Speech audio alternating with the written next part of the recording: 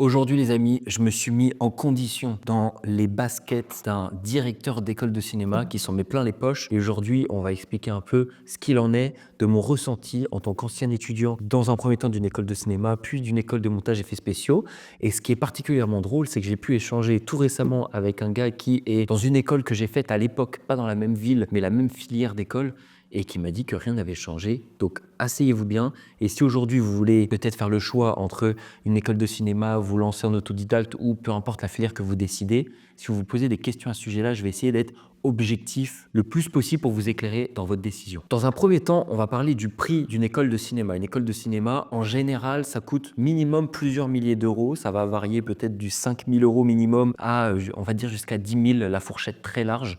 Ça se trouve, il y a beaucoup plus cher, il y a beaucoup moins cher. Et si vous voulez des écoles privées dans ce genre de secteur-là, à titre personnel, ma première école, c'était 7 000 euros par an. Donc sur 3 ans, le cursus scolaire, ça fait 21 000 euros sur les 3 ans. Donc bonjour les pré-étudiants. La deuxième solution, c'était 6 000 euros par an. Et je crois que le cursus était en 2 ans cette fois-ci. Oui, c'était en 2 ans. C'est un diplôme qui se valide dans 2 ans. Et comme j'avais fait une école de cinéma avant, j'avais sauté directement la première partie parce que sinon, ça m'aurait fait revoir des choses qui ne me servaient plus à rien. Et donc, j'ai pu valider en seulement une année. Et l'avantage de cette deuxième école, c'est que j'avais de l'alternance qui m'a payé cette année d'études. Prenons le cas de la première école, je ne citerai bien évidemment pas de nom, parce que mon but n'est pas de tirer sur les écoles en question, vous reconnaîtrez certainement. Mais voilà, la première école, je n'avais pas la possibilité de faire de l'alternance. Sauf qu'à l'issue de ma première année, je me suis retrouvé avec une proposition, parce que j'ai fait un stage. Et lors de ce stage, j'ai des gens qui sont venus à ma rencontre et qui m'ont dit, on recherche des étudiants comme toi, est-ce que c'est possible de faire une alternance? Et suite à ma demande, on m'a dit non, ce qui m'a poussé à faire des changements ensuite. Mais revenons sur le cœur du sujet, qui est le prix. 7 000 euros par an pour une école de cinéma qui vous propose plusieurs choses. Déjà, dans un premier temps, vous allez découvrir le cursus dans son ensemble, tous les métiers du cinéma, tous les métiers qui gravitent autour de ce milieu-là. Vous avez à la fois directeur de la photo, quand tu fais la lumière, quand tu gères la régie, quand tu t'occupes de réaliser tout simplement le film, etc.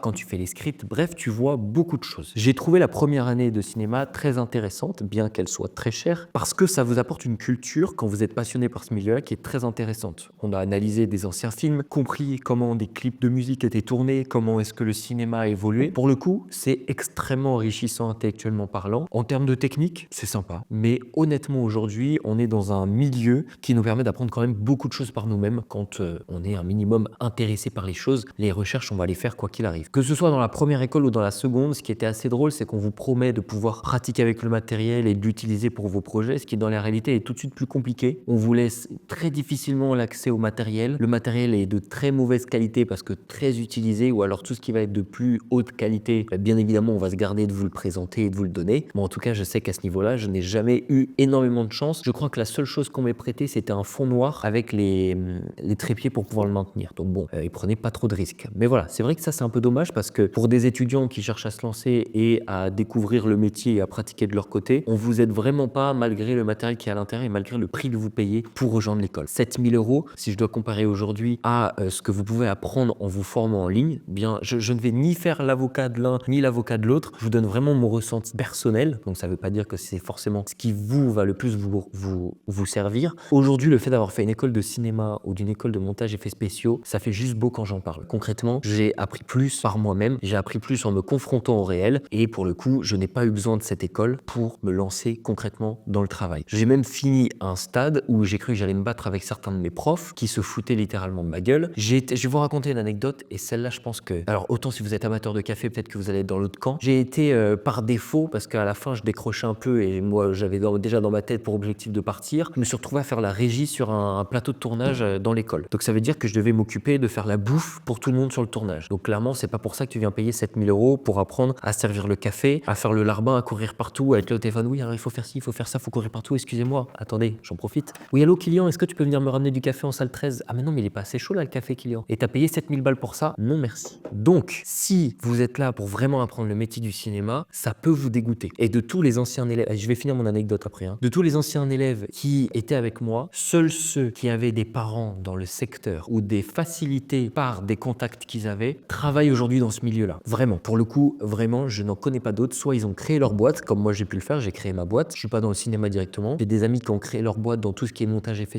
dans tout ce qui est effet 3D. Et pour le coup, ça cartonne pour eux, c'est génial. Ils font des pubs à la télé, ils font plein de choses. Ce que je veux dire, c'est que c'est pas l'école de cinéma qui vous apprend ça du tout. Pour revenir à mon anecdote, je me suis embrouillé avec un prof qui m'a fait partir aller acheter du café à l'autre bout de la ville parce que le café que j'avais pris ne lui convenait pas. Moi, n'étant pas amateur de café, bon, je peux comprendre que ce soit dérangeant de ne pas avoir un café qui soit à son goût, mais qu'on aille me casser les couilles à un élève pour aller lui dire va chercher du café à l'autre bout de la ville, alors qu'en fait, ce qui est intéressant, c'est d'être là pendant le tournage, de voir comment ça se passe. C'est ça qui est intéressant. On est à l'école quand même. On est là pour apprendre et pas pour assouvir les besoins d'un prof qui, en plus de ça, ne paye pas le café puisque ce sont les élèves qui doivent payer toute la nourriture qu'il y a là. C'est-à-dire que c'est moi avec, c'est moi, non pas seulement, c'est moi qui suis allé faire les courses, mais toute l'équipe de tournage, on a dû soit aller se faire financer à droite à gauche pour des gens qui voulaient nous donner de l'argent, mais ce n'est en aucun cas l'école qui vous donne de l'argent pour financer les tournages que vous faites. Déjà, ça c'est intéressant à savoir. Donc moi aujourd'hui, si je devais refaire la chose, je pense que je ne retournerai pas dans une école qui en tout cas ne me permet pas de faire une alternance. Pour moi, l'alternance c'est le minimum requis pour que ce soit intéressant. Parlons un peu des profs. Je me suis retrouvé avec peut-être certainement l'un de mes meilleurs profs, c'était un gars qui venait de finir son cursus dans l'école, qui est devenu prof ensuite directement. C'était certainement l'un des meilleurs. Ou alors j'en ai eu un autre, c'était un prof de son dans l'école MJM à Nantes, qui était exceptionnel, qui a pris de son temps perso pour me faire rattraper des cours que j'avais pas pu avoir. Comme je vous ai dit, j'ai sauté une classe parce que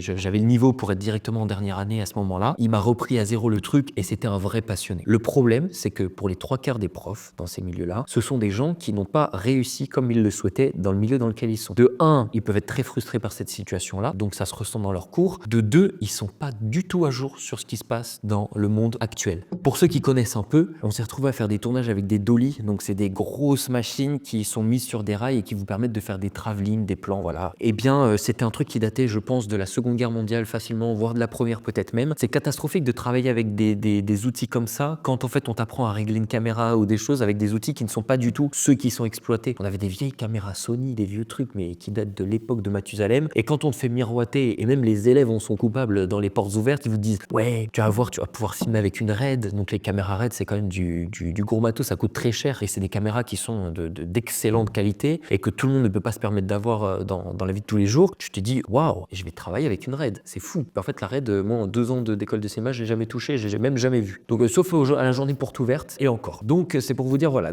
faites attention. C'est comme pour tout, quand on vous promet des trucs de fou, en général c'est rarement ce qui est le plus mis en avant, c'est rarement ce qui va le plus vous marquer lors de vos années d'études. Et en termes de montage, parce que alors du coup j'ai appris le montage, mais aujourd'hui je monte sur Premiere Pro, la suite Adobe. On a appris à monter sur Final Cut. Premier problème que j'y vois, c'est que Final Cut c'est disponible que sur Mac, c'est-à-dire que que si moi demain j'ai pas les moyens parce que Mac ça coûte très cher pour ce que c'est en termes de rapport argent dépensé possibilité, j'ai envie de dire, surtout dans un monde de montage vidéo, c'est très compliqué d'avoir quelque chose de bonne qualité pour un prix raisonnable. Alors que si je mets le même prix dans un PC fixe, une tour Windows par exemple, j'atomise le Mac tous les jours en termes de stockage, en termes de RAM, en termes de carte graphique. Sur tout ça nique partout. Alors par contre, les écrans Mac sont extrêmement bons. Les dalles Apple sont exprès calibrées pour tout ce qui est travail artistique, donc les couleurs vont être très proches de la réalité. Alors que quand vous achetez des PC et que vous mettez un écran gamer dessus, des trucs comme ça, les couleurs elles sont altérées, c'est pas du tout les mêmes en fonction des dalles que vous prenez. Si c'est du QLED, du OLED, il y a plein de choses qui changent. On va pas rentrer dans les aspects techniques, mais voilà. En termes de culture, en tout cas, sur tout ça, j'ai appris beaucoup en école de cinéma, mais voilà. Donc pour revenir sur la partie prof, c'est vrai que je me suis retrouvé avec des situations lunaires. Je paye 7000 balles par mois. Je prenais ma voiture pour aller jusqu'au train, le train qui m'emmenait à la ville où je faisais mes études, donc à Nantes. Je vais pas donner plus d'infos, sinon ça va être cramé sur le nom de l'école. Et ensuite, je prenais du train, le tram. C'est-à-dire que je faisais quand même un sacré bout de chemin pour arriver à l'école. J'en voulais pour y aller. Je paye 7000 euros par mois. J'arrive le matin, il est 8h, il caille parce qu'en France il fait froid. Et le prof il nous dit bon, qu'est-ce que vous voulez qu'on voit ce matin? Qu'est-ce qu'on fait? Qu'est-ce qu'on fait ce matin? Je sais pas, je savais pas que c'était aux élèves de payer en plus de savoir ce qu'ils allaient apprendre dans le cours. Mais bon, voilà. Pour moi, c'est des trucs qui honnêtement aujourd'hui sont d'autant plus impardonnables pour une école qui fait payer aussi cher à des familles qui se tuent pour offrir à leurs enfants de belles études. C'est honteux pour le coup. Un point qui est très important également, c'est ce qui est débouché. Qu'est-ce qui se passe après? Vous faites l'école, ok, qu'est-ce qui vous attend derrière? Il y a plusieurs options parce qu'en fonction des écoles que vous choisissez, soit vous faites de l'alternance, l'alternance et ça, c'est un très bon parti pris pour déjà être payé pendant vos études. Vous n'avez pas à payer l'année en cours, donc en plus du salaire que vous n'avez pas à débourser d'argent pour l'école en elle-même. Ça vous permet d'acheter du matériel, ça vous permet de vous éduquer sur d'autres choses à côté, ça vous permet de vivre aussi parfois, payer juste votre loyer et être plus confortable. J'avais des amis avec moi à l'école qui cumulaient 2 travails à côté pour financer leurs études parce qu'on ne pouvait pas faire de l'alternance dans la première. C'est un rythme qui est très difficile à vivre et c'est le cas de beaucoup de personnes. Donc quand vous faites de l'alternance, quand vous avez cette possibilité-là, c'est génial. Et aussi pour les débouchés parce que vous pouvez être embauché derrière. Deuxième chose, vous faites des stages. Dans les stages, ça peut très bien se passer et vous pouvez être embauché derrière. C'est un peu moins garanti que si vous avez fait de l'alternance parce que c'est court, parce que les gens qui prennent des stagiaires en général, il y a une très bonne raison pourquoi ils prennent des stagiaires, c'est parce que ça leur coûte rien et qu'ils peuvent vous exploiter à la mort. Moi, je sais que j'avais fait un stage, le mec m'a dit, t'as été le meilleur stagiaire que t'as jamais eu. Je m'attendais à avoir ne serait-ce qu'un minimum, tu vois, même 50 balles. Pour un mois de travail que je lui ai dédié, j'ai eu 0. Il m'a juste dit salut, il est en train de regarder un match de foot quand on s'est salué, j'ai même pas eu le droit à vraiment des vrais ça s'est bien passé, je te remercie.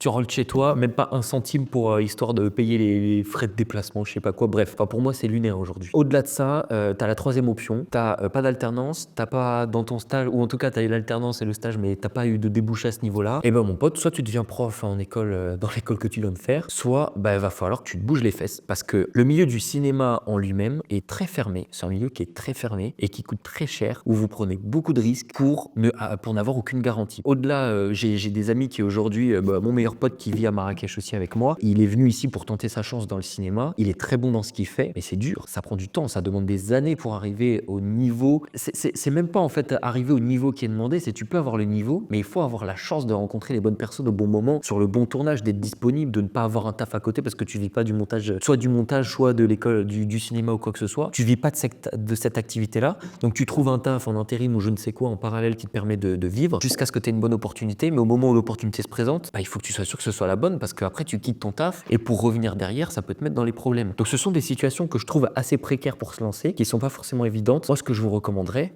à tout étudiant qui veut se lancer ou à tout parent qui peut regarder cette vidéo et qui essaie d'avoir de la clarté sur ce qu'il y a à suivre, de vraiment anticiper ces choses-là. C'est vraiment ok, est-ce que là tu peux faire une alternance? Est-ce que tu as de la possibilité après d'être embauché dans l'alternance? Est-ce que c'est vraiment ce que tu veux faire aussi? Est-ce que tu peux pas commencer à acheter ta première caméra? Moi, alors la caméra que j'ai là aujourd'hui, c'est un A7 III. Avant, je m'étais acheté l'A7 II qui était beaucoup plus accessible et j'allais filmer dans des bars et dans des boîtes de nuit parce que j'étais barman aussi en parallèle et du coup c'est ça qui m'a amené dans ce monde-là et j'ai pu faire des photos, des vidéos et j'étais payé un petit peu pour pouvoir m'offrir du meilleur matériel. Depuis j'ai changé, j'ai l'A7 III, j'ai jamais bougé parce que la qualité est très bonne pour moi et ce que je fais. Mais voilà, anticiper parce que les débouchés, ce n'est pas un milieu qui est extrêmement facile d'accès ensuite. Et comme je voulais aborder en début de vidéo, j'ai discuté avec un gars qui est aujourd'hui dans une école que j'ai faite précédemment et qui clairement m'a dit que c'était exactement la même situation. C'est les problématiques que je viens de vous évoquer là et c'est des problématiques qui datent d'il y a combien de temps? Waouh, 7 ans. Ça fait 7 ans au moins. Et ce sont les mêmes aujourd'hui. 7 ans après, ce sont les mêmes problématiques, les mêmes tarifs, les mêmes problèmes vis-à-vis des professeurs, les mêmes problèmes vis-à-vis du matériel, vis-à-vis de tout. Honnêtement, c'est pas des milieux qui vont forcément évoluer. C'est pour ça qu'avec le recul que j'ai et en connaissance